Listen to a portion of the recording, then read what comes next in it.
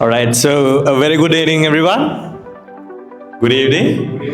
Great, great. So I got my job back because you were very engaging the last time. So good to be back again. All right, so wishing you a very good evening, and at the same time, so we wish that today also that you'll be engaging throughout the day because we got a lot of interesting stuff packed up throughout our agenda. So you know the beauty of this initiative is that we go with the most beautiful language that we know, which is music, because that is why we call it Vischat and music. Yeah. So with that, we have the icebreaker, which is again the most important thing for us to start this program. Now, why not we go to Dr. Rohan Pallava? Thank you, and Professor Nanakar and distinguished members in the audience, and the two ladies. When I was invited to do the icebreaker, I was just going through my mind as to what I should be talking about. And I'm going to tell you a story, a real life story from my life. And I think there will be certain management lessons because it should be relevant to this, as my story should not be, completely one of the central theme of this. Before I started my company, the manufacturing company Lanka Harness, I was practicing as a lawyer. I started my career as an attorney in Gampa. How many of you have watched the film Father? ළඟදී ආවේ චිත්‍රපටයක් Father කියලා ඒක බලපු කී දෙනෙක් ඉන්නවද මෙතන? කවුරුත් බලලා නැද්ද? Right. ඒ ෆාදර් කියන ෆිල්ම් එකේ ප්‍රධාන චරිතය ඒ කියන්නේ කට්ටිය කියන මැත්ත කතාවක් අසුරින් තමයි මේක ගොඩ නැගුවේ කියලා. එතකොට 1999 කාලේ තමයි 99ට කලින් ඔක වෙන්නේ ඔස්මන් ගුණසේකර කියලා පුද්ගලයෙක් ගම්පහ පදිංචි. ඔහු ගිහිල්ලා අත්තනගල්ල උසාවිය ඇතුලේ සෙෂන්ස් තියෙන වෙලාවේ, ඒ කියන්නේ නඩු පවත්වාගෙන යන වෙලාවේ රිවෝල්වර් එකක් අරන් ගිහිල්ලා පිටිකූඩුවේ ඉන්න මිනිස්සෙකුටයි තව කෙනෙකුටයි වෙඩි තියනවා. වෙඩි තියලා ඝාතනය කරනවා. ඒ ඝාතනය කරාම ඒකට අපි කියනවා නීතිඥයන්ගේ භාෂාවෙන් බ්ලැක් කේස් එකක් කියලා. කියන්නේ ඒක අමාරුයි ඒක දිනන්න. මොකද උසාවියක් ඉස්සරහා ඇසදුරු සාකි වුණ තරම් තියෙනවා. ජජ් කෙනෙක් ඉන්නවා, පොලිසියෙක් ඉන්නවා. කොහොම හරි මේ මිනිස්සයා වෙඩි තියලා එතනින් යන්නත් යනවා. ඊට පස්සේ ওই නඩුව බාරගන්න ඔහොම කැරකි දෙකේ තව කතා ගොඩක් තියෙනවා. ඒ ටික මකලා දාලා මේ කෙටි කාලයක ඇතුළත කියන්න ඕනේ ඉඳ කියන්නේ මම නඩුව බාර ගන්නවා. මොකද මම මගේ ප්‍රැක්ටිස් එක පටන් ගත්තේ ඉතරයි. මට නැති වෙන්න දෙයක් නැහැ. මොකද මේ නඩුව පෙරදුනා කියලා මොකද හැමදාම දැන් ඔක පත්තරේ යනවා. ඉතින් ඕක පෙරදුනත් මට නැති වෙන්න දෙයක් නැහැ පළවෙනි. මම කල්පනා කරා ඒක මේක ගොඩ දාගත්තොත් මගේ කැරියර් එකම ගොඩ. ඉතින් මගේ ලොකු චැලෙන්ජ් එකක් ගත්තා. අරගෙන හැබැයි මම හිතුවා මම කොහොම හරි දිනනවා කියලා I work towards that. right ඒකින්ද සමහර විට බැලූ බැලමට පෙන්වන්නට මේක කරන්න බෑ කියලා there might, if you really want to, if you are passionate about it, you might find a way to do it. ඉතින් මම මේ අරගෙන මම කෙටියෙන් කියන්නම්. ඒ පිළිබඳව මට ඕන වුණා law of identification. මොකද දැන් මේ ඔස්මන් ගුණසේකර කියන පුද්ගලයා මේ ඝාතනය කරලා පැනලා යනවා ජපානයට.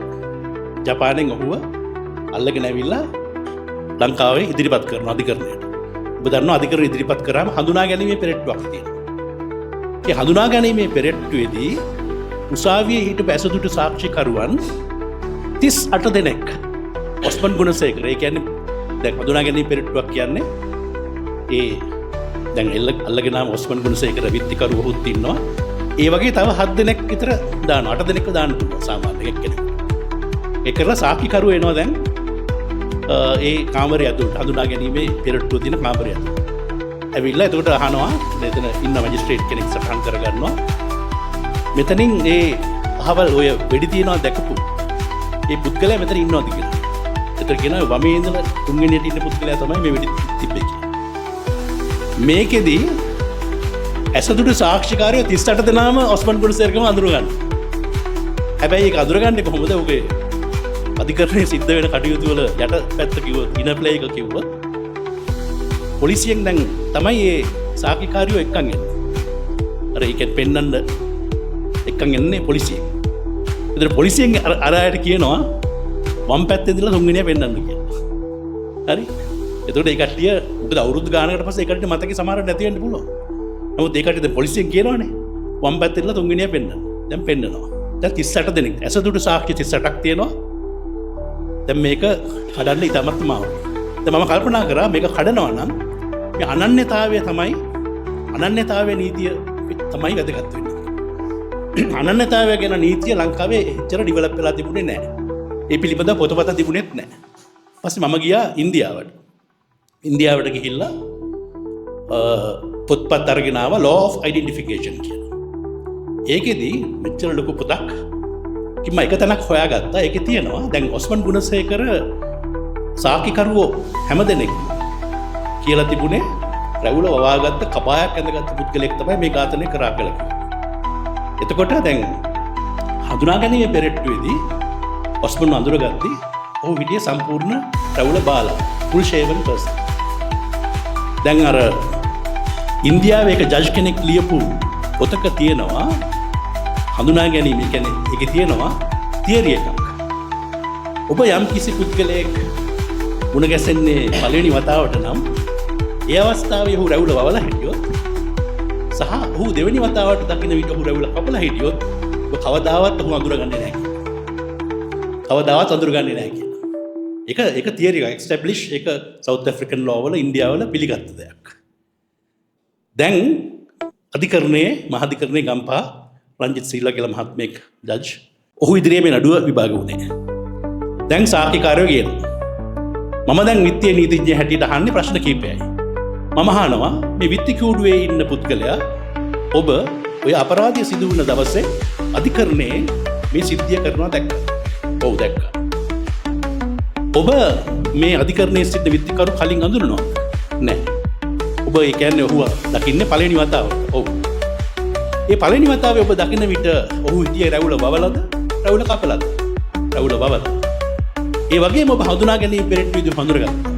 ඒ හඳුන ගනිද්දී ඔහු හිටියේ රැවුල වවලද? රැවුල කපලද? රැවුල කපලා. එපමණයි ස්වාමීනි.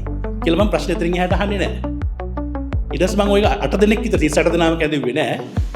8 දෙනෙක්ගෙන් විතර අහද්දී දැන් ජජ්ටත් මේක ප්‍රහේලිකාවක්.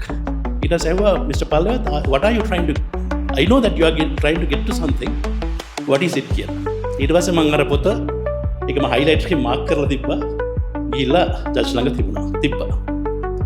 ඒ ජජ් හරිම ඇකඩමික්. එයාට ටක් ගාලා දෙයක් ප්‍රොසෙස් කරගන්න පුළුවන්.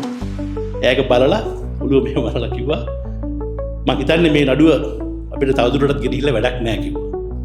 මොකද නඩුවක සාක්ෂි ධම්මැලක පුරුක් මෙන් ඒ විත්තිකරු කරපු වරදට සම්බන්ධ විය යුතුයි. ඒ පුරුක් තනින් තැන විත්තිය නීතිඥයා විසින් දක්ෂ ලෙස විදහෙලා තියෙනවා. එතකොටම රජයේ නීතිඥ මහත්තයා නැගිටලා කිව්වා නෑ. අපි විරුද්ධයි මේ නඩුව ඉවර කරනවා. අපිට තවත් වැදගත් සාක්ෂි තියෙනවා. ජජ් කිව්වා රයිට්. මොනවද වැදගත් සාක්ෂි? කිව්වා අපිට මේ අපරාධය කරන්න යොදාගත්ත අවිය අපි සන්තකයේ තියෙනවා. අපි ඒක ඉදිරිපත් කරනවා. ඊට පස්සේ නඩු භාණ්ඩ අතරින් අධිකරණ ඉස්සරහට ගෙනාවා මේ ද්විත්ව ඝාතනය කරන්න භාවිතා කරා කියන 9mm පිස්තෝල්. ගෙනල්ලා ඒක රෙදි කෑල්ලක බැඳලා තියෙන එක ගලවලා දැන් අපි ඔක්කොටම පේන්න අධිකරණ ඉස්සරහා එක ගැලෙව්වා. ගැලෙව්වහම දැන් නෝටන් සිල්වා කියලා අසුකාලීන DIG කෙනෙක් වුණා. නෝටන් සිල්වා මහත්මයා තමයි සාක්ෂි දුන්නේ. ඔහු ඉතා දක්ෂ නිලධාරියෙක්. ඔහු තමයි මේ පරීක්ෂණ නිලධාරියා ඒ අවස්ථාවේ මේ අත්තනගල්ල අධිකරණ භූමියේ. එතකොට දැන් ඔහු සාක්ෂි දෙනවා. මම ඔහුගෙන් ඇහුවා මේ අපරාධයට භාවිතා කරපු මේ පිස්තෝලය ඔබ රස පරීක්ෂක වෙත යොමු කරාද කියලා. එතකොට ඔහු බොහොම දක්ෂ පිළිතුරක් දුන්නා. ඔහු කිව්වා මම යොමු කරේ නැහැ. යොමු කරන්නේ නැති එක බරපතල දෙයක්. ඔහු කිව්වා මම අවුරුදු 25ක පළපුරුද්ද තියෙන නිලධාරියෙක්. මට යම් කිසි පෘෂ්ඨයක් දැක්ක හැටිම කියන්න පුළුවන් ඒ පෘෂ්ඨය මත ඇඟිලි සලකුණු පිහිටනවද නැද්ද කියලා. ඔබට පේනවා මේක බලකඩ කව පෘෂ්ඨයක් මේක තියෙන්නේ. මේක කෙනෙක්ගේ අනන්‍යතාවය වෙත හරු කරගන්න තරම් අවශ්‍ය ඇඟිලි සලකුණු ප්‍රමාණය පිටින්නේ නැහැ. ඒක නිසා මේක රස පරීක්ෂකට යවන එක නිරර්ථක උත්සාහයක්. ඒක නිසා මම යවුවේ නැහැ කියලා කිව්වා. අධිකරණයත් ඒක පිළිගත්තා. සමහර දවස් තියෙනවා කිසිම දෙයක් හරියන්නේ නැහැ. මම දන්නේ මම නේක විශ්වාස කරනවා. ඒ දවසට පොඩ්ඩක් බෑක් ෆුට් එකේ යන්න ඕනේ. ඒ දවසට වැඩි වැඩ දාන්න යන්න හොඳ නැහැ. මොකද it was not my day. ඒක නිසා දැන් මම මේ ප්‍රශ්නේ අහලා මට තව ප්‍රශ්නයක් අහන්න ඔළුවට ආවා. මම දැනගත්තා මේ ප්‍රශ්නේ ඉතාම වැදගත් ප්‍රශ්නයක්. නමුත් මම කල්පනා කරා අද දවස් හරිය නෑ මේ ප්‍රශ්න ඇහුවත් මේ මිනිස්සයා මොකක් කරේ මේකට කියයි කියලා. මම ජජ් ගෙන් කල්ලිල්ලේ. ඊට පස්සේ කිව්වා of course I can see that you are exhausted. We can take up this case tomorrow කියලා. මම අනිත් දවස් උදේ ගියා අධිකරණයට. අධිකරණයට ගිහිල්ලා මම ඇහුවා ඔය මේ අපරාධය සිද්ධ කරන්න ගත්ත ආයුධයේ ජීව උණ්ඩ ඉතුරු වෙලා තිබුණා. ඉතුරු වෙලා තිබුණා කිව්වා. මම කිව්වා ඒ ජීව උණ්ඩ මේ කරු අධිකරණය ඉදිරිපත් කරන්න පුළුවන්ද කියලා. පුළුවන් කිව්වා. දැන් ජීව උණ්ඩ ටික ගෙනල්ලා ලේන්සුවක් වගේ ගොතුප් එකක් ගෙනල්ලා දිගෑරියා. ඒ ජීව උණ්ඩ දිලිසෙනවා. මම කිව්වා දැන් මගේ වාරේනේ. මම කිව්වා ඔබ අවුරුදු 25ක් පළපුරුද්ද තියෙන අති දක්ෂ නිලධාරියෙක්. ඔබට යම් කිසි පෘෂ්ඨයක් දැක්ක හැටිම කියන්න පුළුවන් ඒ පෘෂ්ඨය ඇඟිලි සලකුණු පිහිටනවද නැද්ද කියලා. ඔබ දැන් මට කියන්න මේ ජීව උණ්ඩ මත ඇඟිලි සලකුණු පිහිටන්න පුළුවන්ද බැරිද කියලා. උත්තරයක් දුන්නේ නැහැ. මොකද එයා දැනගත්තා යාගේ විකට් එක අර සමහර ඉන්නේ ක්‍රිකට් ගහද්දි විකට් එක ගියාම අම්පයර් කෙනෙක්ගෙන් ඉන්න යන්නේ. ඒ වගේ නෝටන් සිල්ලා කිසිම දෙයක් කිව්වේ නැහැ. එතකොට අපි නඩුව අහලා දැන් නඩු පොත වෙච්චර ලොකුයි. මිස් රංජිත් සිල්ලාගේ උසාවියම තමයි මම දිගටම මහාධිකරණයම තමයි හිටියේ. ඒක නිසා එකපාරටම රංජිත් සිල්ලා මහත්තයා මෙහෙම පොත වහනවා කියන්නේ නඩුව. ආයේ කවදාවත් ඒ පොත අරින්නේ නැහැ.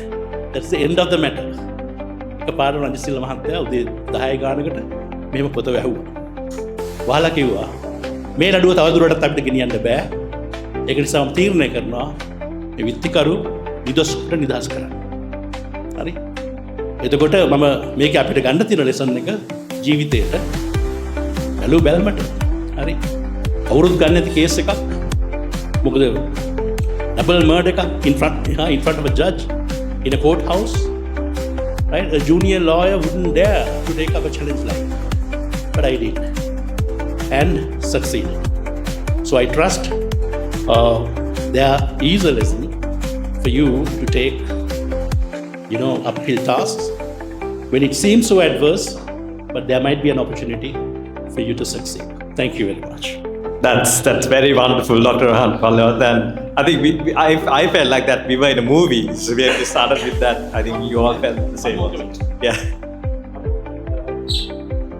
ඒ මූවී එක බලපු අය මට කිව්වද මගේ මේ කතාව දන්න අය කිව්වා ඒ මූවී එකේ ඔයා හිටියේ නෑනේ කියලා. ඒ මූවී එකේ ඒක කියන්නේ ඇත්ත කතාවක් ඇසුරෙන් සත්‍ය සිදුවීම ඇසුරෙන් කියලා කියන්නේ. ඒකේ සම්පූර්ණ කෝඩ් ප්‍රොසීඩින්ග්ස් ඒ ෆිල්ම් එකට අරන් තිබුණේ නෑ. එතකොට මම මගේ අහපු අයට කිව්වේ ඒ ෆිල්ම් එකේ නම ෆාදර්නේ. ඊළඟට ෆිල්ම් එකේ නම ගෝඩ් ෆාදර් කියලා. ඒකේ තමයි මම ඉන්නේ කියලා. Very well. So with that, ladies and gentlemen, this is Dr. Rohan Pallewat. Give it up for him once again. Thank you very much. All right. So next up, we have another doctor, Dr. Harsha. But I think we have Professor Ranjit Disanayake to introduce him. Sir, over to you to introduce him. Good evening, everybody. It's my great pleasure to introduce my good friend, Dr. Harsha Liyanage. Our relationship go more than 35 years. I think, though we studied together at the University of Peradeniya, as I remember, we met in Tokyo in 1989. Thank you, everyone. And naturally, I'm very familiar with this place, with what he is doing, and he's a very good friend of mine. And we know each other too much. We know each other too much from our very, very early stages of our career paths, and which started, of course, rooted to Japan. That's the interesting thing. Yes, we are born in Sri Lanka, but our really blossom start from Japan. The Ikigai, and they were talking about Ikigai. It's funny thing actually. This book. This is third time I hear this name today. Because when I was leaving home in UK actually 2 days ago, I saw that in my shelf.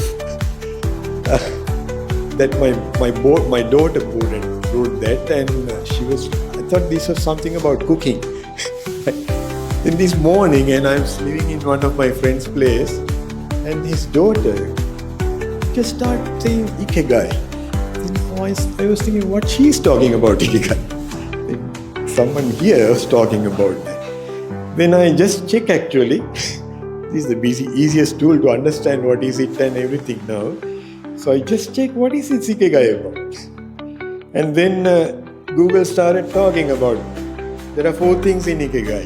So do what you love, do what you are good at, do what the world needs, and do what you can be paid for.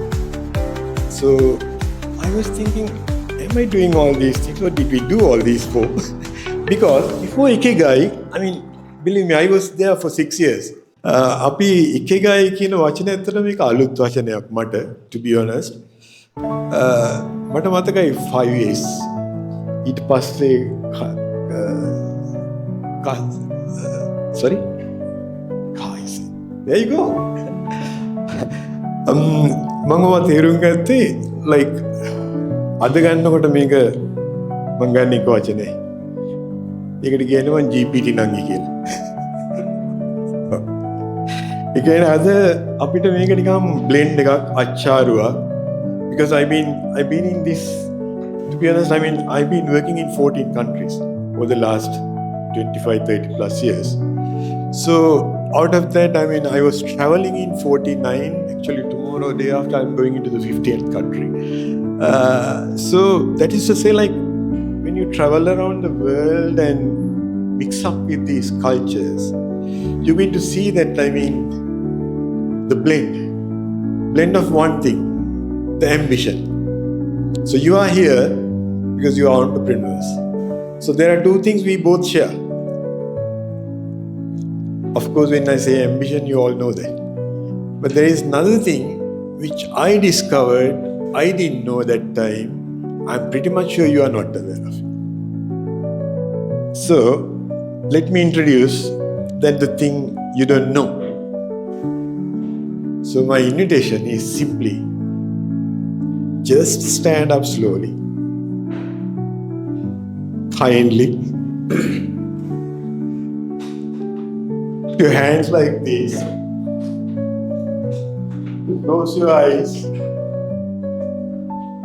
breathe.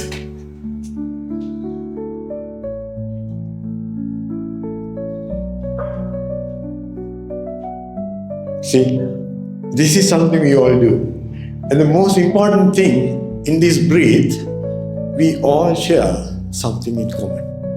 The atom comes, breathing me, is coming from here or there.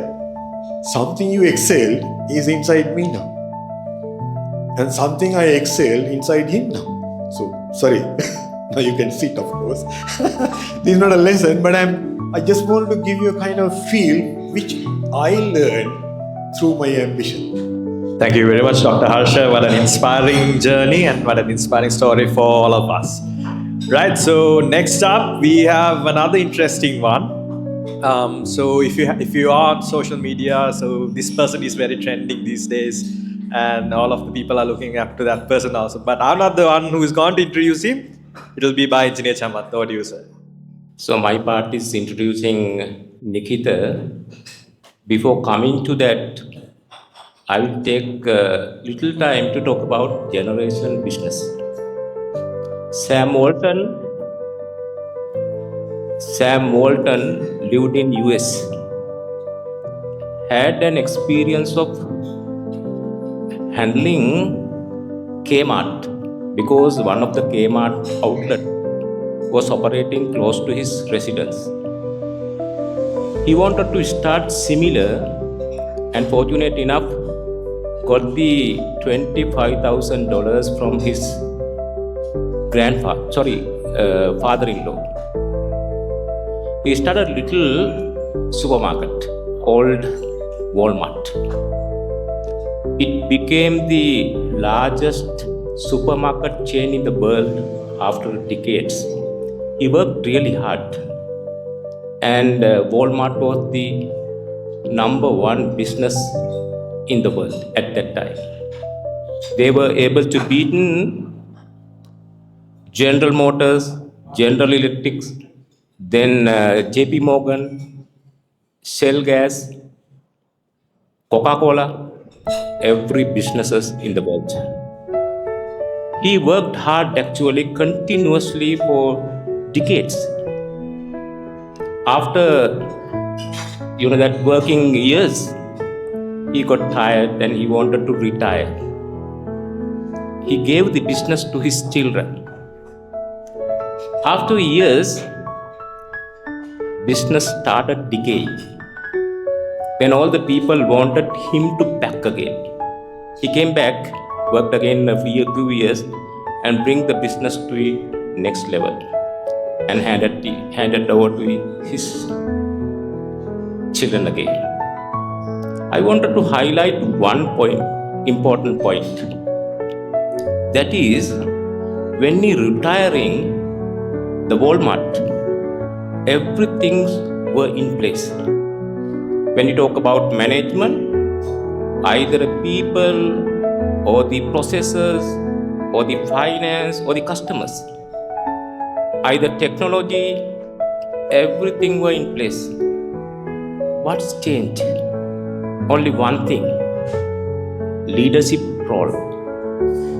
Because he himself built the business from zero to the highest level. He had his own way of managing all stakeholders together. So then, that is my way of thinking of that particular story. Then, when it comes to Nikita, that is his challenge, because his father started. I want to talk something about your father, Nikita. Guerrero, Mohanlal Guerrero. I can remember my schooling days, mid-80s. A lot of my friends came to his tuition classes from Ambalangoda, 50 miles away. He was conducting tuition Railway Avenue in Nugegoda. Lot of the students, not from Ambalangoda, from Jaffna, from Madhara to Hambantota, people came because he was the number one physics teacher at that time in the country. He started a private school, and Lyceum International today, it is the largest private school in the country. There are more than 25,000 students and thousands of workforce. And he handed over the business to Nikita now, if I'm not mistaken. Right? He started the private university in the process of starting private medical college soon. Right? Nikita started different businesses. They are in now transport, they are in now construction, and many more. Important point. So when father built the business, he's having his own way of thinking, but he's different, generation different. How you facing that challenge to manage all people, manage stakeholders, manage systems, and you wanted to implement new systems, new ways, new thinking. Young entrepreneur that I am going to hand over you to talk. Everyone, Vanakkam, Assalamu alaikum. Very good evening, ladies and gentlemen. Subha Sandhayak oba siyalu denatama. Firstly, thank you for that great introduction. මම මේ කියන තරම් ලොකු මිනිස්සෙක් නෙමෙයි. මම සිංහලෙන් කතා කරන්නද නැත්නම් what do you prefer? Today, as I embark on this journey of speaking in the next couple of minutes to all of you, I hope that I can give something from me to you and have some takeaway. So, මම ප්‍රාර්ථනා කරනවා ඔබ සියලු දෙනා මගෙත් එක්ක සහයෝගයෙන් අපි හොඳ fun session එකක් කරගමු of learning and sharing. So, මගේ කතාව ගැන ගත්තම මගේ තාත්තා මොහන්ලාල් ග්‍රේරෝ හොඳ ගුරුවරයෙක්, great teacher. He formed a great international school. Does anyone know why my father started Lyceum International School? කවුරු හරි දන්නවද? ඇයි මොහන්ලාල් ග්‍රේරෝ ලයිසියම් පටන් ගත්තේ කියන එක? Right. Sure. එහෙම එකකුත් තිබ්බා. කවුරුත් දන්නවද මේ කතාව? ගොඩක් අය දන්නේ නැහැ. ඉතින් sorry. I know but I don't. Sure, okay. කමක් නැහැ නේද මම මේ කතාව කිව්වට? මම හිතන්නේ මේක වැදගත් වෙයි. ඉතින් 1993 අපේ තාත්තා ඉතාමත් පුංචි පවුලක කෙනෙක්. මම එහෙම කෙනෙක් නෙමෙයි. අපේ තාත්තා එයාගේ ව්‍යාපාර කටයුතු මම මේ කතාව ගොඩක් කියන්නේ නැහැ. 1993 එතුමා මාව පාසලකට යොදවන්න හදද්දී he was from a middle income family. He started from nothing and he developed into a tuition master, and he had a middle income level. He was not poor, neither was he rich. Madhyama ආදායමක් තිබ්බ පියෙක්. In pursuit of education for his son. මගේ අධ්‍යාපනය සඳහා එතුමාට පාසලක් හොයාගන්න බැරි වුණා. හැදිලි නේද? මම හිතන්නේ ඔබ සියලු දෙනාගෙන් කට්ටියටත් එහෙම දේවල් සිද්ධ වෙන්නේ නැති දරුවෙක් පාසලකට Taman කවුරුත් දන්නේ නැත්නම් අඳුරන්නේ නැත්නම් පාසලකට දාගන්න බැහැ. ඉතින් මගේ තාත්තට මේ ප්‍රශ්නෙට මුහුණ දෙන්න සිද්ධ වුණා 1993. ඒ ශක්තියත් එක්ක මගේ තාත්තා ගුරුවරයෙක් නිසා he had his tuition class. ඉන්නේ කොට අපේ තාත්තට මේ ටියුෂන් පන්ති තිබ්බා. ඉතින් මොනවද කරේ? පුංචි පන්ති කාමර දෙකකුත් එක්ක මොන්ටිසෝරි එකක් ආරම්භ කරා තමන්ගේ දරුවව ඉස්කෝලේ යන්න. So this is my admission number at Lyceum International School is admission number 1.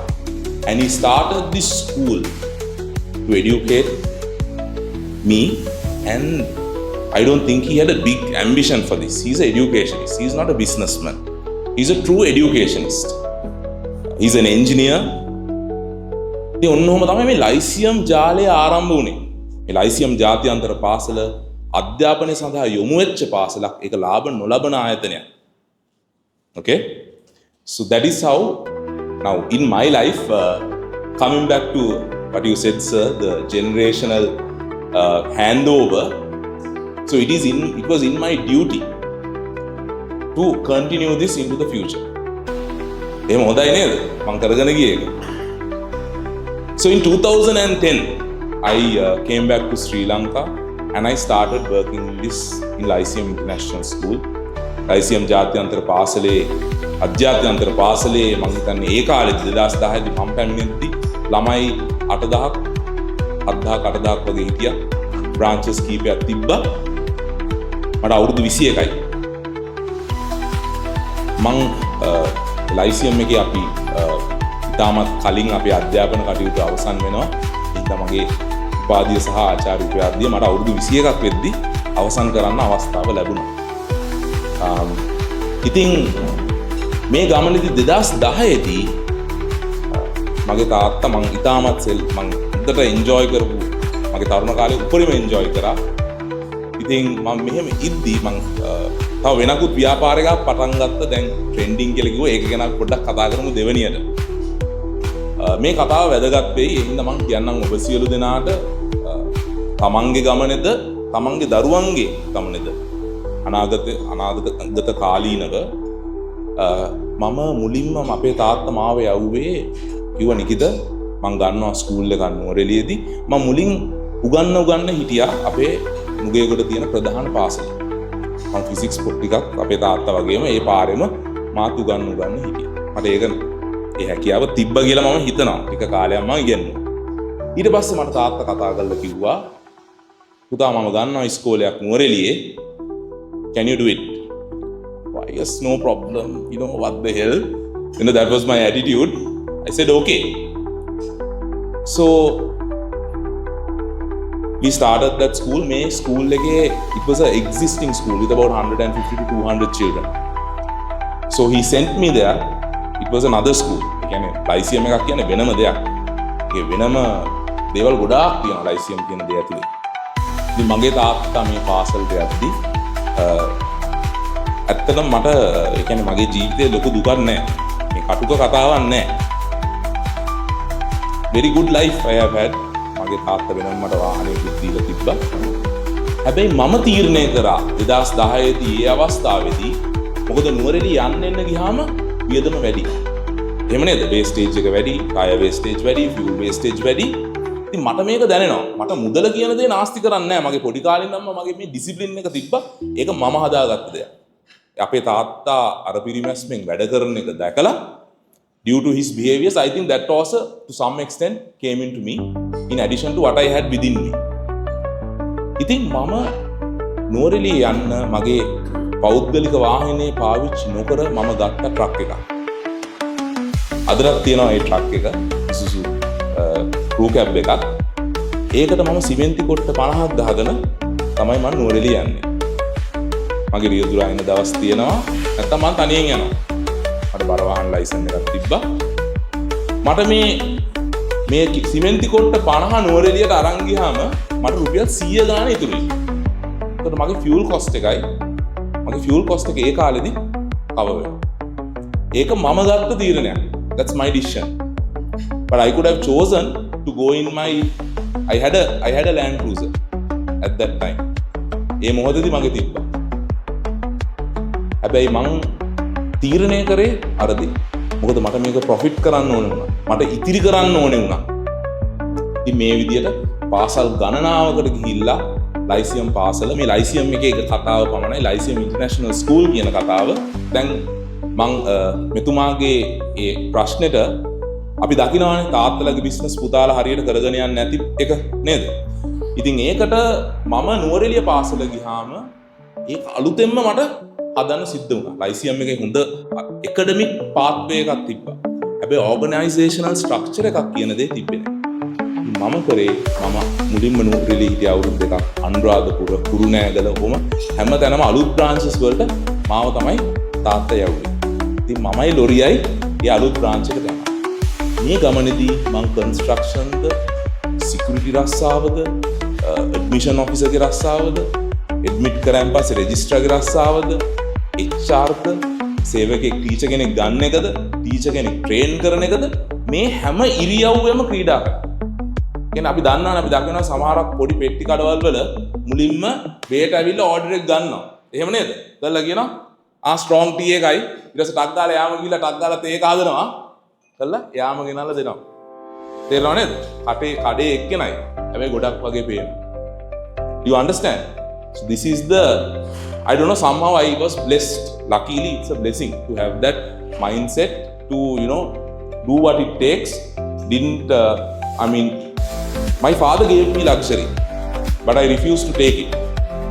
සැප සම්පත් සියලු දේ අපේ තාත්තා මට දුන්නා මම නුවරඑළිය ඉද්දි. හැබැයි මං මේ සියලු දේ මගේ මේ ලොකු ගමට කියනවා නෙමෙයි.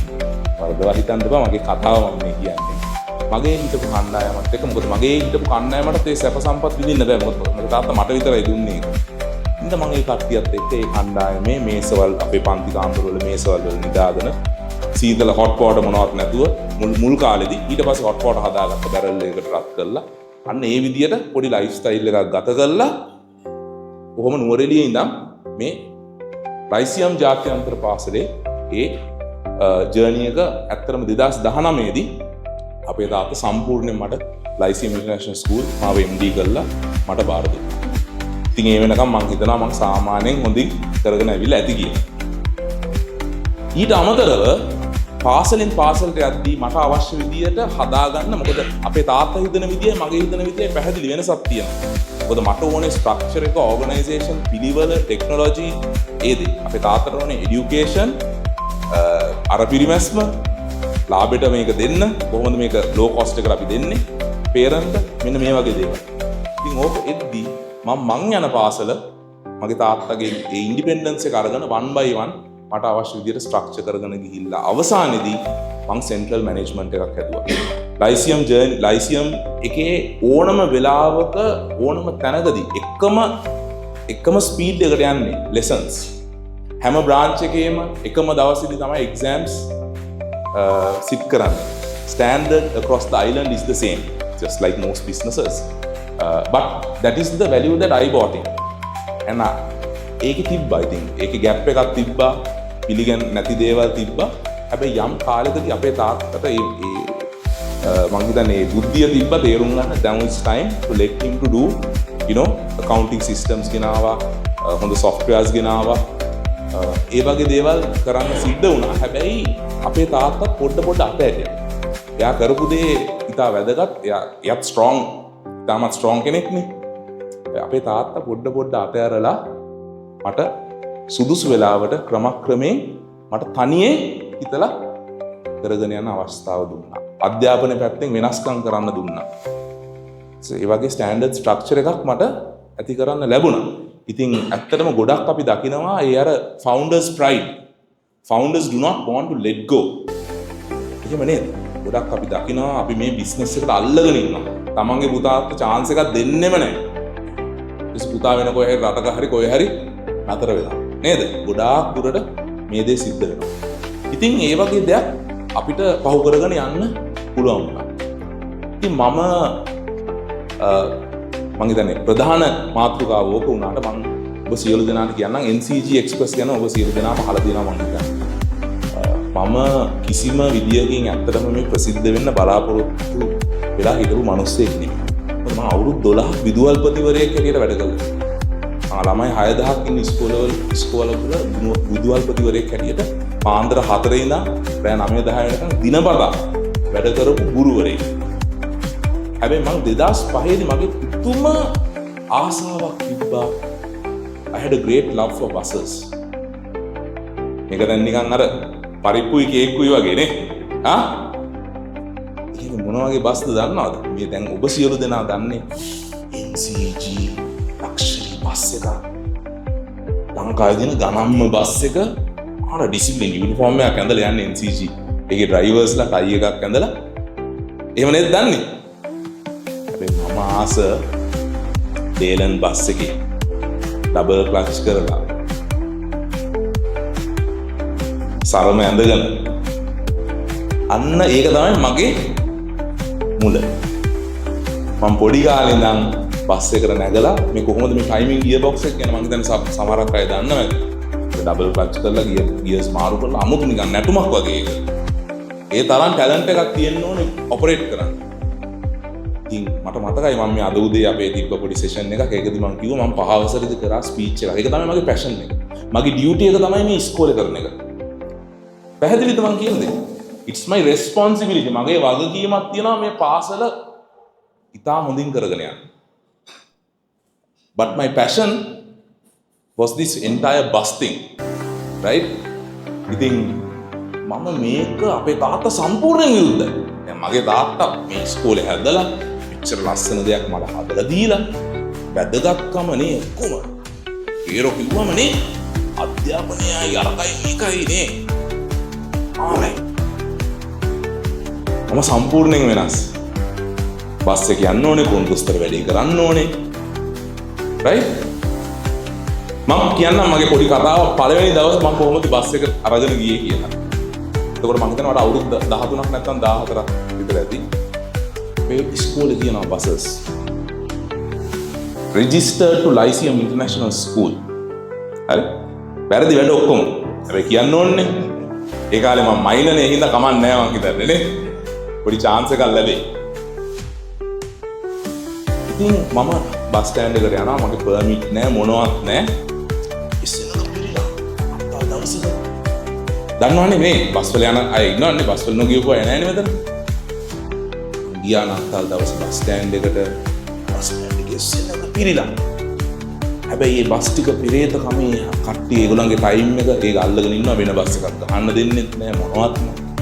ඉතින් මොනවාද කරේ මගෙත් එක්ක කතා කරා මට බබා කියලා කියන්නේ මගේ වැඩ කරන රියදුරා එදා බස් එකේ හිටියේ ලේලන් බස් එකක් තිබ්බේ.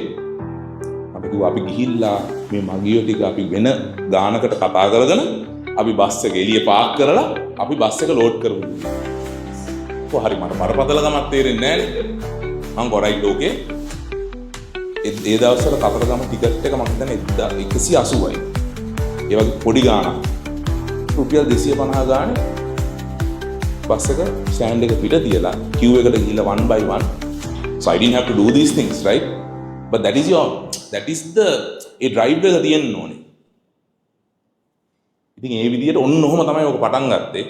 ඒත් එක්කම මම 2005 දී මගේ පළවෙනි බස් රථය අරගෙන ඒකත් තාත්තට හොරෙන් ඒ ඔක්කොම ඒ විදිහට තමයි ගියේ. තාත්තා දන්නෙත් නැහැ. ප්‍රශ්න දන්නවනේ බසස් වල. මේ වගේ මේ professional, it is not a professional environment, is it? There's nothing professional about that. You're just a ground level guy, you know, in a bus. Nobody knows who you are. නේ? අපි නිකන් සාමාන්‍ය මිනිස්සෙක් විතරයි. බස් කොන්දොස්තරවරේ බස් ඩ්‍රයිවර් කෙනෙක්. ඒ පළවෙනි දවසේ මම ටිකට් කඩාගෙන ගියා. පොඩි කොලේ මේ ටිකට් පොතකුත් හදාන්න මගේ ආසාව ඉතින් මේක. ඉතින් ඔන්න ඔය විදිහට තමයි ඒක පටන් ගත්තේ. කරලා ඉතින් මට මතකයි මුලදී මම පළවෙනි බස් එක ගත්තම මේකේ ලක්ෂ 19ක් වගේ ඒ වගේ ඉතාමත් පොඩි ගාණක් වුණේ.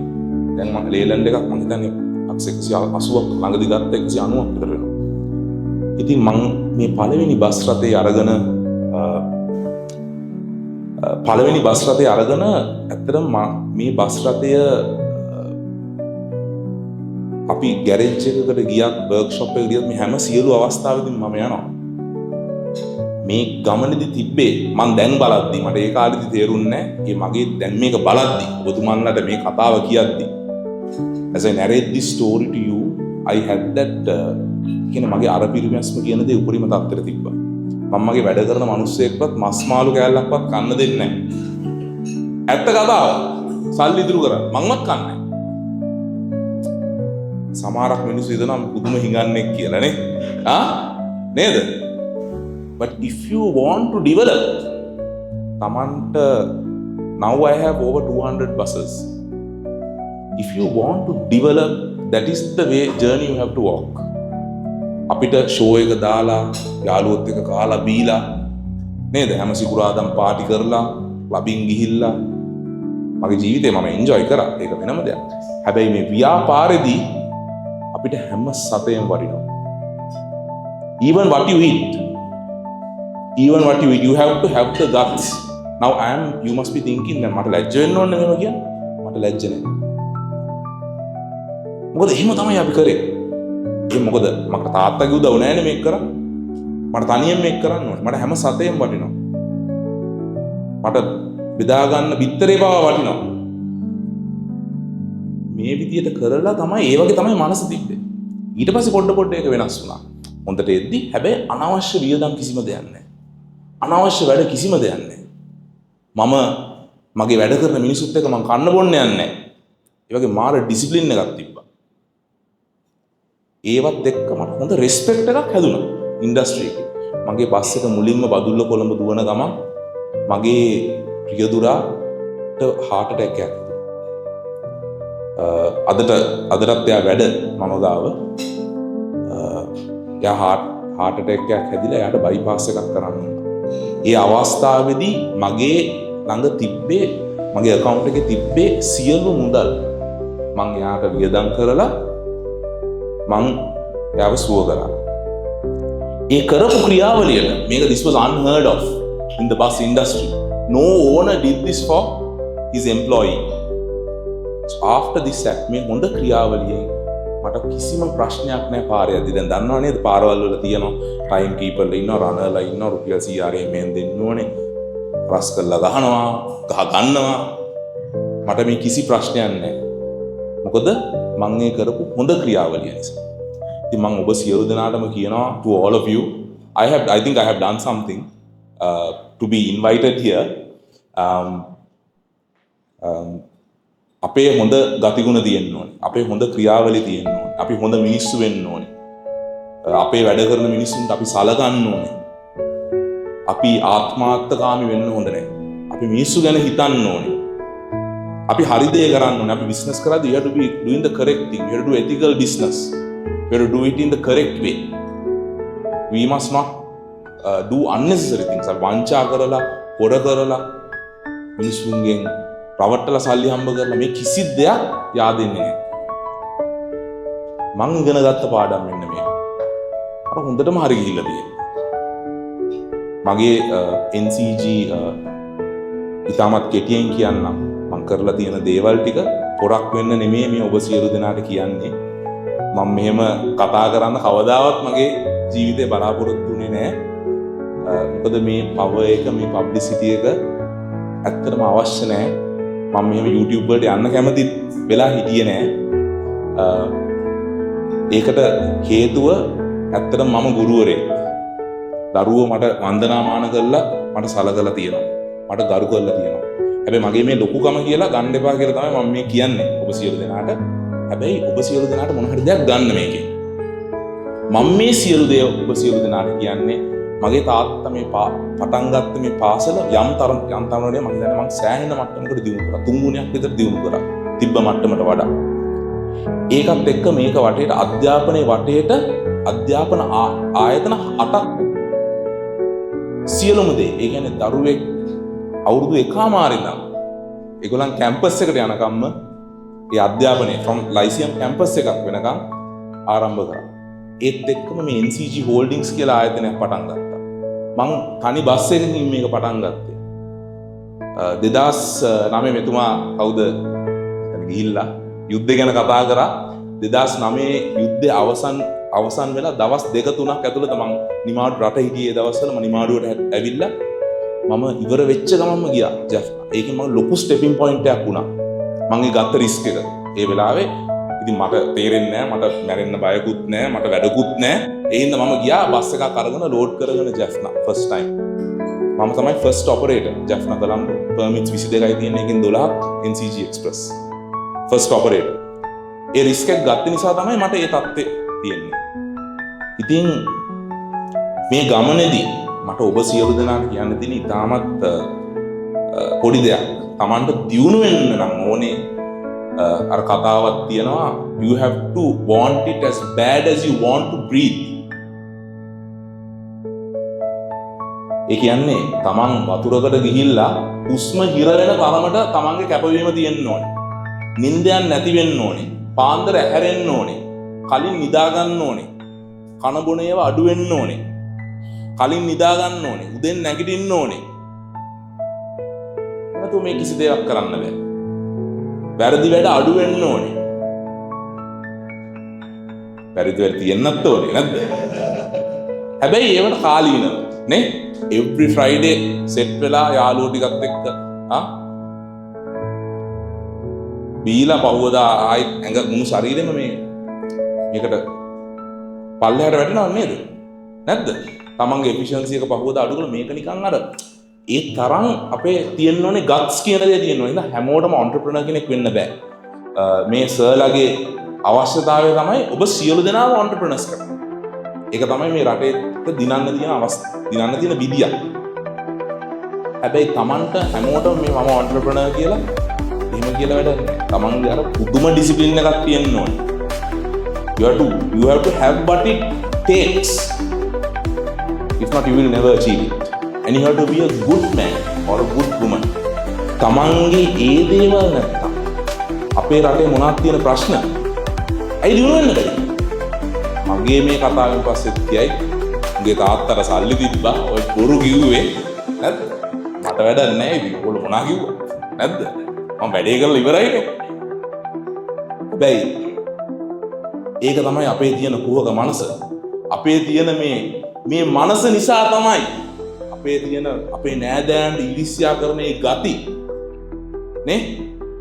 තමන්ගේ ළමයා අපි සමහරක් අයට මෙතන ළමයි ඇති. තමන්ගේ ළමයා නැතුව අනිත් ළමයා මොනවද කරන්න කියලා බලන එක, තමන්ගේ යාළුවට ඉරිසියා කරන එක, තමන්ගේ සහෝදරයාට ඉරිසියා කරන එක, මේවා බාහිර දේ. තමන් ඉස්සෙල්ලා තමන්ගේ මේ ඇස් දෙක එළියට අරගෙන අනිත් පැත්ත හරවලා තමන් දිහා බලන්න. තමන්ගේ ඇතුළත ඉඳලා බලන්න.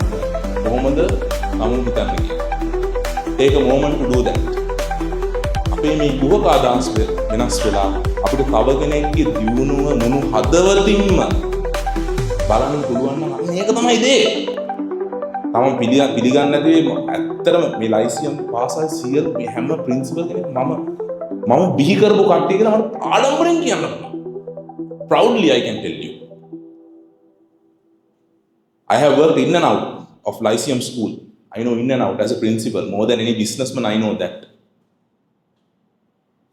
But I am very proud today. What I can take away is of the people that I have created, the opportunities that I have given.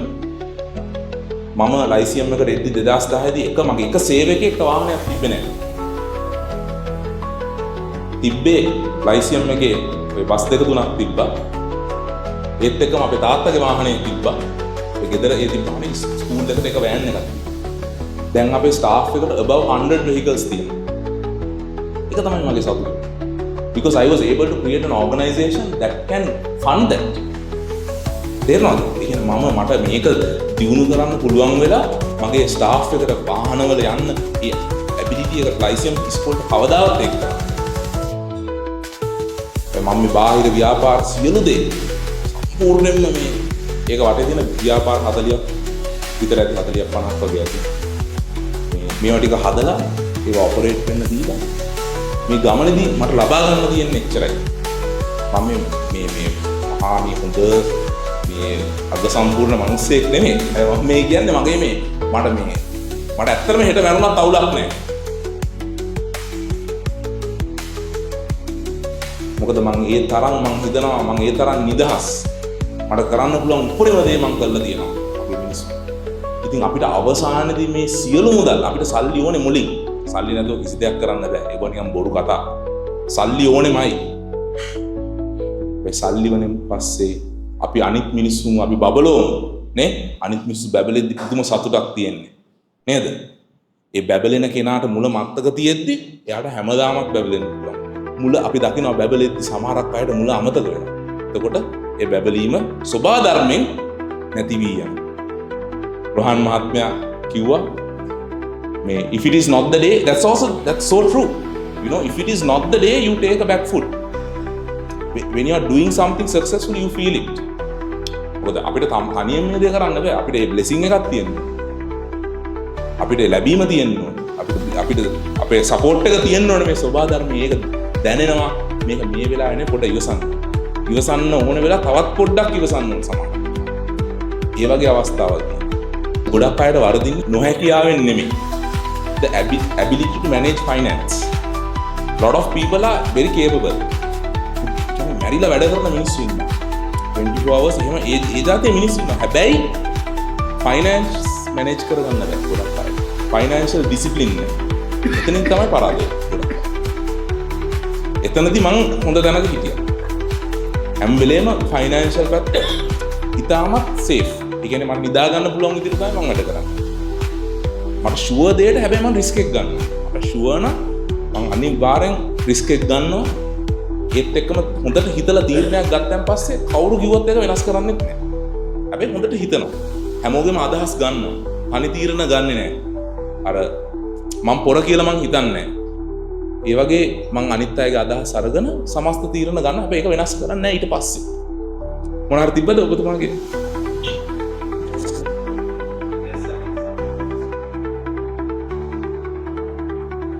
parents meeting එකක් වෙයි. මෙහෙමයි. In general අපි teacher training, learning and development අපේ තියෙනවා central management එකෙන්. ඒගොල්ලෝ teachersලා evaluate වෙනවා. every 4 months teachersලා evaluate වෙනවා. Lyceum එකේ සියලුම දරුවෝ මාස 4කට වතාවක් එකම exam එකට තමයි sit කරන්නේ. ඒකට ඒකෙන් අපි data gather කරනවා. අපිට clearly පේනවා කවුද perform කරන්නේ නැත්නම් කවුද perform කරන්නේ කියලා. දැන් අපි ඉස්සරහට යනවා. ඉස්සරහට අපේ දැන් අපි AI use කරන්න යනවා. තව අවුරුද්දකින් දෙකකින් අපි හරියට use කරනවා. ඒ දරුවෙක්ට ඒ ප්‍රශ්නේ අපි හිතමුකෝ මොන හරි equations මොනවා සිමල් algebra හරි මොන හරි එක section එකක් යාට මේ paper එකේ තේරුම් නැත්නම් අපි ඒ level එකටම නැවත extra class උගන්වලා කරන්න ඒ level එකට යනවා schools වල. ඒ වගේම තමයි ඉතින් business කියන්නේ. You have to have be able to analyze the data and go to your weak points. දැන් අපි ගත්තම අපි හිතමුකෝ buses ඕන දෙයකට අපිට evaluate කරන්න පුළුවන් අපේ expected revenue එකක් තියෙනවා. ඒ revenue එක expect එක hit වුණාන් පස්සේ ඒක green වලට පෙන්නනවා. හැබැයි ඒ නැති ඒවා ටික රෙඩ් බඩ පෙන්වනවා. එතකොට අපිට කෙලින්ම ප්‍රොබ්ලම් එකට යන්න පුළුවන්. අපි අර අනවශ්‍ය තැන දිහා බලලා වැඩක් නැහැ. ඒ අවශ්‍ය තැන දිහා ඕනේ බලන්න. What is your vision to the bus industry? What do you perceive It's very difficult because it's a regulated environment. So we have to follow the regulatory bodies. However, if there was no regulation, this would be beyond. My idea is our country should not be following others. We should achieve what others do, and we should be the benchmark. In education, because it is not regulated, sooner or later it will happen. Like you look at Finland for education, you look at Sri Lanka for education. Why not? බැරිද අපිට? අපිට බැරි නෑ අපිට පුළුවන්. ඒක කෙරේ. නේ? හැබැයි එහෙම කිව්වම මේ පොඩ්ඩක් අර ධනාත්මකව හිතන්න. නේ? ඍණාත්මකව හිතන්න දෙපා. පොසිටිව් හිතන්න. පොඩි එහෙම සපෝට් එකක් දෙන්න මට ගොඩන්ගේ අර. නේ? ভাইබ්‍රේෂන්ස් ටික ඒ ටික මට සාක්කුවේ දාගෙන යන්න පුළුවන් එතකොට. නේද? යුගමානෙත් නොමා මගේ මියුලැසියේ මෙලෙසද මා එය දැනගන්නේ යෝ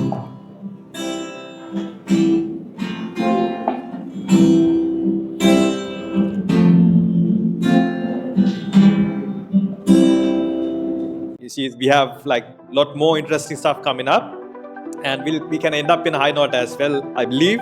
So next up we have the entrepreneurial journey, who will be done by Mr. Indiga Meranchige. Sir, over to you again. So, speak in our house. සුබ සන්ධ්‍යාවක් අතර මට මේ ආරාධනා කිරීම සුජිත් ඉතින් මට ඇවිල්ලා කතා කරන්න ඉතින් මේ එකක් තමයි මම ව්‍යවසායකයෙක් ලෙස මගේ ජීවිතේ කොහොමද ගොඩනැගුණේ කියන එක කියන්නේ. ඒකදී අපි වැදගත් වෙච්ච ගොඩක් කාරණා තියෙනවා මගේ ජීවිතේ මම දෙන්න. ඉතින් මම මුලින්ම කතා කරනවා නම් අපේ තාත්තා මාතට ඒවගේ අම්මා මේ පූගොඩ තරාලේ. ඉතින් එතනින් එහාට මේ අපි පොඩි කාලේ මං ඉඳන් සාන්ත ජෝසප් විද්‍යාලයේ තමයි අධ්‍යාපනය ලැබුණේ. මමත් මගේ සහෝදරයාත් මගේ නංගි කෙනෙක් ඉන්නවා. ඉතින් අපි තුන් දෙනා. ඉතින් අපි මගේ තාත්තා ව්‍යාපාරිකයෙක්. ඉතින් ව්‍යාපාරික පසුබිමත් එක තමයි හිටියේ.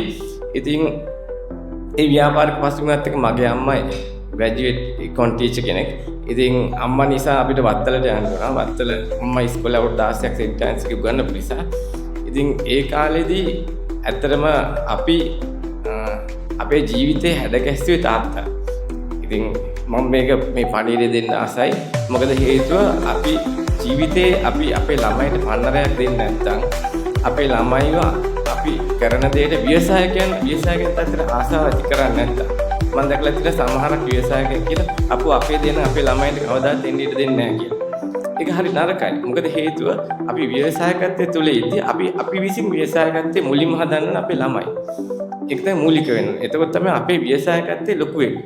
ඒ තැනට දෙන්න බලෙන් කරන්න බෑ. සමහරක් වෙලාවට ආස දේ එහෙම වෙනස් වෙන්න පුළුවන්. හැබැයි අපි හරි විදියට තැනක් දුන්නේ නැත්නම් ඒ තැන ලැබෙන්නේ නැහැ. ඉතින් ඒකෙදි මම දැක්ක දෙයක් තමයි අපේ තාත්තා. ඉතින් අපේ තාත්තා අපිට නොදැනුවත්වම මමයි මල්ලි මොකද මගේ නංගි පොඩ්ඩක් සෑහෙන පොඩි අපිට අවුරුදු 9ක් 15යි මේ මමයි මල්ලියෝ තාත්තා එතනට ගෙනිච්ච අපිව. මොකද ඒ කියන්නේ අපි තාත්තට පිටකොටේ මිහිර කියලා හොඩේ තාත්තට තිබුණේ. ඉතින් තාත්තා ගෙදර ඉන්නවටත් අපි කැමති නෑ. පොඩි කාලේ. තාත්තා හැමදාම ආපුවම අපි පොඩි කාලේ ඉස්කෝලේ තාත්තා වාහනයක ඒ වගේම ගෙදර වැඩට පින් සිටේ ඒ හිටියට වැඩක් නෑ. තාත්තා අපි ගෙදර ගේ අතු ගහන්න ඕන. සුද්ධ කරන්න ඕන. ඉතින් තාත්තා හැම ගෙදර ඉන්කම්වත් ඉන්න දෙන්නේ නෑ. ඊට පස්සේ හැම ඉරිදම කොලට ගිහිල්ලා බඩු කියනෝනේ මමයි. ඉතින් අපි හිතන මේක මල කරදරයක් කියලා. ඉතින් තාත්තගේ පෙළඹිලි. ඊට පස්සේ මම දන්න අවුරුදු වලට අප්‍රේල් මාසේ ඒ පිටකොටිය වැඩේ අහලා යනවා. ගියාම ඉතින් තාත්තා යනවා ඒ දවස්වල කේක් විකුණන්න. ගියාම මල්ලි මායේ එක්කගෙන යනවා. ඉතින් එහෙම වෙද්දි කොහමරේ මට 16ක් වෙද්දි මගේ තාත්තා නැති වෙනවා. ඉතින් ඒ වෙද්දි මාර පන්නරයක් අපිට ඇවිල්ලා ඉතින් අපි ඕලෙවල් විභාගේ තියෙන කාලේ නැති වුණා. ඉතින් එතනදී අපිට පස්සේ තේරෙන තාත්තා අපිට මොනවද කරලා තියෙන්නේ. මොකද අපි මේ වෙද්දි අපිට බිම මට්ටමේ හරි ඉහළ මට්ටමේ ජීවත් වෙන තරම් පසුබිමක් අපි සාමාන්‍ය පොළේ පහේ ගහලා ඉතින් තාත්තා හදලා තිබුණා.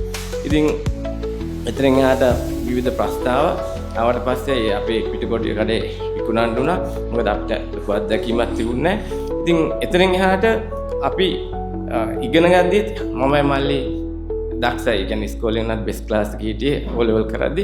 ඉතින් ඒ වුණත් අපිට අපේ කඩේ විකුණන්න වුණා. විකුණලා අපිට ණය ගෙවුවාම අපිට ලක්ෂ 14ක් තමයි ඉතුරුනේ. ඉතින් ඔය ලක්ෂ 14 විතරයි අපිට හැමදේම දැන් තියෙන්නේ. ඉතින් එතනින් එහාට අම්මා ලොකු තීරණයකට එතන තමයි තීරකයා වුණේ. අපි ඒ වෙලේ තාත්තට බස් තිබුණා, ඒ වගේ ට්‍රාන්ස්පෝර්ට් එකක් තිබුණා අපිට. ඉතින් එතෙන්දි අම්මට අපි දෙන්න අන්තිමට හිතුව තීරණය කළා අපි ඉගෙන ගන්න එක නවත්තනවා. අපි ව්‍යාපාර වලට යනවා කියලා. ඒ කියන්නේ බස් ට්‍රාන්ස්පෝර්ට් එක විතරයි.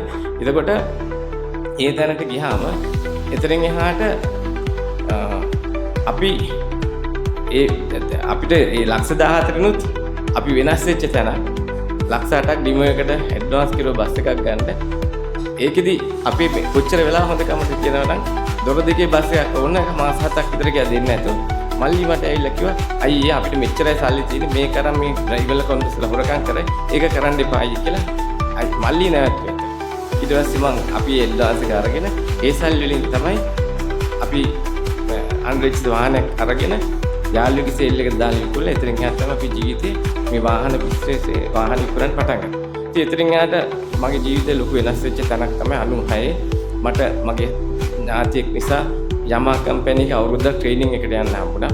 ට්‍රේනින් කිව්වොත් ට්‍රේනින් නෙමෙයි ඇත්තටම ඉතින් කම්පැනි එකේ වැඩ කරන්න වෙනවා. ඉතින් ඒක මාර විනයක් අපිට හම්බුණා ජපාන්. ඉතින් එතනින් එහාට අපි ගොඩක් මහන්සි වුණා. මහන්සිලා මොකද මේ හැමදේම වටිනාකම අපිට ඕන දෙයකට මුහුණ දෙන්න හැකියාව තාත්තා ඇති කෙරුවා. සා ව්‍යාපාරික අපිට ව්‍යාපාරික හැමත් තාත්තා ඇති කෙරුවා. ඉතින් ඇති කරලා තියෙන දේ මමත් මල්ලිත් අපි ගොඩක් මහන්සියෙන් ඊට පස්සේ වැඩ කෙරුවා. වැඩ කරලා අපි 98 අපි පළවෙනි සේල් එක හැරියා.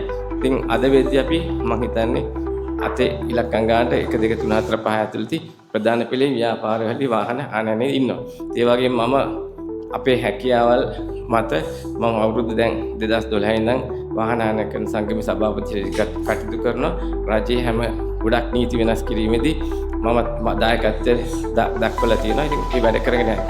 Bom Stuti, Mr. Indiga. So I think that was a very valuable lesson for us, the journey, the entrepreneurial journey, the stories that we have heard today. Maratondi iri alle Reka ඇඳලා හැඩ බලන්නට ආසයි මං ආසයි ලයිලා. We're going to talk about new business. So to talk about that, we're going to invite none other than Mr. Tisara Jadilaka. අයිබෝවන් සීලම සුන්දර ලස්සන මිනිසුන් මෙතනට ඇවිල්ලා ඉන්න. මගේ නම තිසර ජයතිලක. මම නියෝජනය කරන්නේ නයගරා වෝටර්ස් පුද්ගලික සමාගම. ඉතින් මම විනාඩි කිහිපයක් ගන්නවා නයගරා වෝටර්ස් කියන ආයතනය මොනවද කරන්නේ, ඒක කොහොමද ඕගලන්ට ප්‍රයෝජනවත් වෙන්නේ කියලා කතා කරන්න. මොකද මේකේ ප්‍රධාන තැන් දෙකක් ගැන මම කතා කරන්න කැමතියි. එකක් තමයි අපි හැමෝම මිනිස්සු. ඒ නිසා අපි වතුර ගැන දැනගන්න ඕනේ. ඉතින් ඒ නිසා දැන් අපි ගත්තොත් එහෙනම් අපි හැමෝම හැදිලා ඉන්නේ මස් සහ ලේ වලින්. ඒතර අපේ ඇඟේ 100 කීයක් විතර වතුර තියෙනවද කියලා මම ඔයගොල්ලන්ගෙන් අහුවොත් සාමාන්‍යයෙන් කීයක් විතර තියෙනවද කවුද අදහසක් කියන්න කැමති? අපේ ඇඟේ 70%කට වඩා තියෙන වතුර. එතකොට අපේ ලේ ගත්තොත් අපේ ලේ වල 100 කීයක් වතුර ඇද්ද? 80ක්. තව මේ වගේ ප්‍රමාණ. ඇත්තටම අපේ ඇඟේ 90 ලේ වල 96ක් තියෙන්නේ වතුර. හිමෝග්ලොබින් other substance only 4%. ඒතර ඇත්තටම ඔයාගේ වතුර ගැන හරියට දැනගන්න ඕනේ. ඔයාගේ වතුර වෙනස් කරොත් ඔයාට හොඳ කාලයක් ජීවත් වෙන්න පුළුවන්. අපි හැමෝම කැමති නිරෝගී වෙන්න. අපි අහලා තියෙන්නේ අපිරිසිදු වතුර පිරිසිදු කරන දේවල් ගැන. හැබැයි ටෙක්නොලොජි හැමදාම දියුණු වෙනවා. ඒතර අපි ආයතනයක් විදියට මේ අපිරිසිදු වතුර පිරිසිදු කරලා පිරිසිදු වතුර නිරෝගී වතුර කරලා දෙන්න මැෂින්ස් ඕගලන්ට දෙනවා. ඒක තමයි එක පොයින්ට් එකක් මට ඕගලන්ට කියන්න ඕන. Thank you very much, Mr. Tisara. That was actually an interesting presentation, and to talk about the filtration of water, it is needed these days. මුල්වි සුගන්දේ නැලවි වෙලි මල්වැල් ගොතන්නී වෘන්දාවනේ නිල්විල් තලාවේ කිමිදි මිදී කොයිදැයි විදින්නේ සැන්දැසුවේ රන්මිනි මෙවුල්දම් බඳිනා වෙලේ කොයිද රාදා උන්මාදනී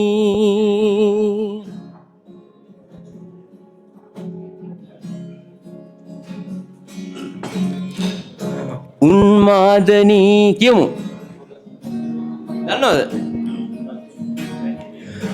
අනුරාග දැසින් බලා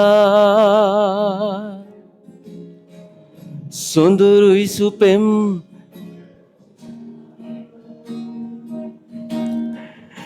දැසෙයිනු බේ ගායනා දෙනුවන් සෙවූ වංජනා රාධා මගේ අංගනා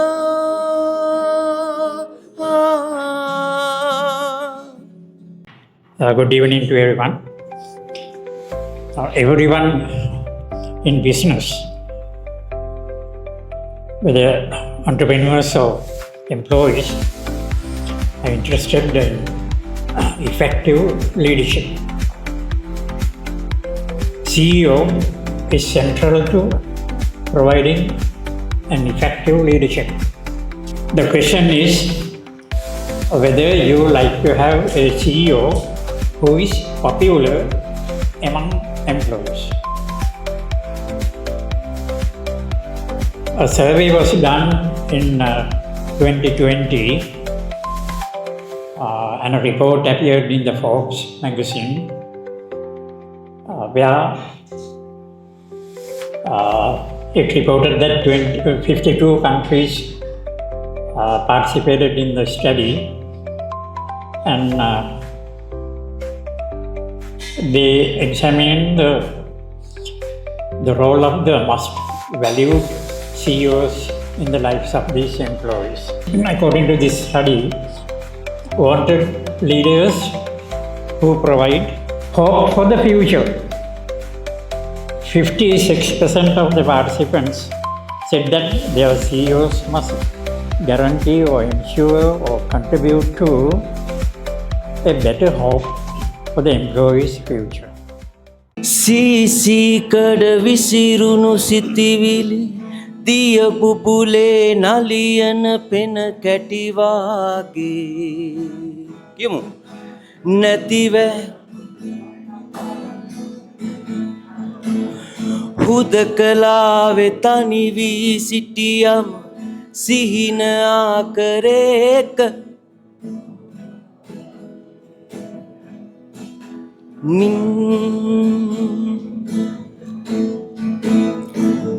මොහොතින් මොහොතට ගෙවෙන කාලය දැනෙනවා කාටත් එක විදිහට ගිනියම් ඉර සඳ සිසිලස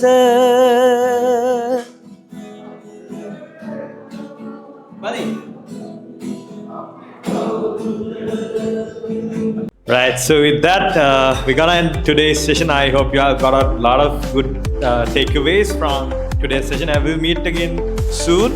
So with that, we wish you a very good evening, and the dinner is all served, so you all can enjoy it. Thank you very much once again. Thank you.